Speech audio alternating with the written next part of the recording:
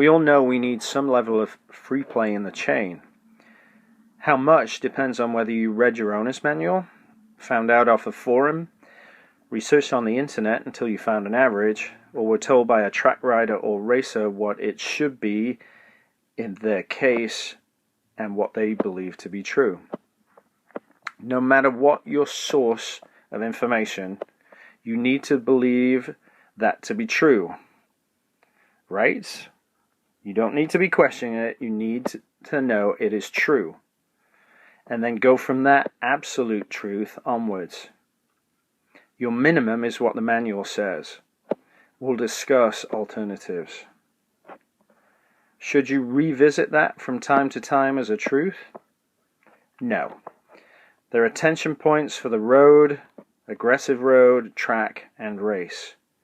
You need to pay more attention to getting the chain free play right all the time, because the chain does wear, and that means stretch or get longer. How often should you check it? I check mine after every tank of fuel. I clean and lube the chain and then check the free play, and check from chain tension from loose to tight through the entire chain, and always set chain tension to the tight spot on the chain. That is where the free play is least. The more aggressive you are with the bike, the more you need to make sure that the free play is exactly what it needs to be. Track and race riding by default are very aggressive. So, if they're very aggressive, you need to make sure that you have the free play you need. That means you should check it in the morning, check it at lunch, and at the end of the day as a minimum. Chains don't develop a tight spot or stretch after a number of hours. It is purely random on how well you have cared for the chain. Do not take free play for granted. How can you do that? Well, there's an easy way, which involves getting the bike up in the air on a rear stand. Find someone at least 20 pounds heavier than you and sit them on the bike with no hands on the handlebars. Slowly rotate the rear wheel, checking the free play all the time. If you want a link count, about every 6 links, and see what variances in chain tension there are.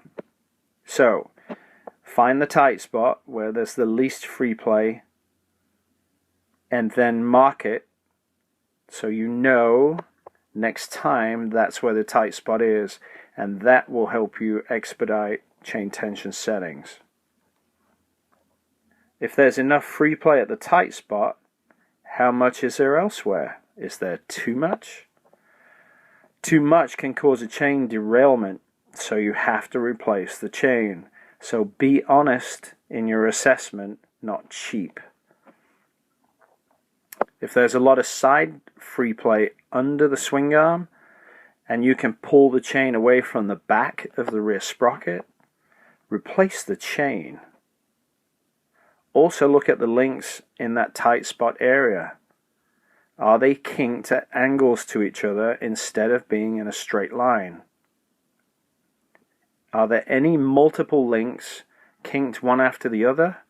Or the chain bearing there is frozen? Change the chain. Most important, when you are clean and lubing the chain, it needs to be done when the chain is hot.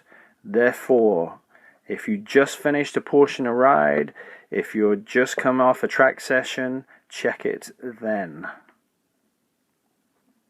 The crux is this: when the suspension is compressed in the corners due to G-load and centrifugal force based on lean, speed, and road camber, there cannot be any swing arm restriction of movement under any circumstances. So the difficult way to check chain tension is to remove the shock spring, reinstall the shock, take out all the compression and rebound, and then move the swing arm until the shock bottoms out against the rubber bumper.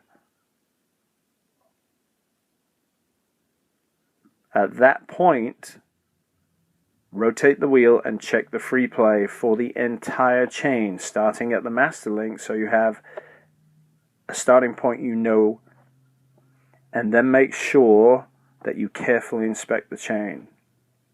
It's a lot of work, and I guarantee you virtually nobody does that. But if you want to know, and if you're going for a championship and you don't want to guess, that is the way to do it. At that point, you can say with absolute certainty that the free play is correct to allow that movement. And on the flip side, not too loose in that position. Is it a lot of work to check your chain regularly and lube it? Sure it is. But how much certainty do you want on a track and race bike that everything is perfect? How much certainty do you want with your street or road bike that the chain is correctly lubed and adjusted so that you can get maximum wear and durability out of that chain? In the end, only you can decide that for yourself. How should the chain look under acceleration and deceleration? Watch the video that is attached to the file. See under deceleration how the chain gets a wave or a tsunami in it. Is it obvious why too much free play can derail the chain? I hope you clean, lube, and check the chain all the time and adjust as needed.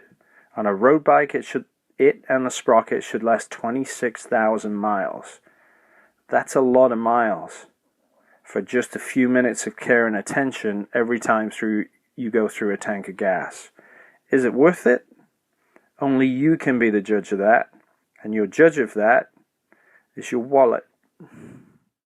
Dave Moss can tune your suspension no matter where you are on the planet via his remote tuning service. Contact Dave on Facebook or by email, dave@davemosstuning.com.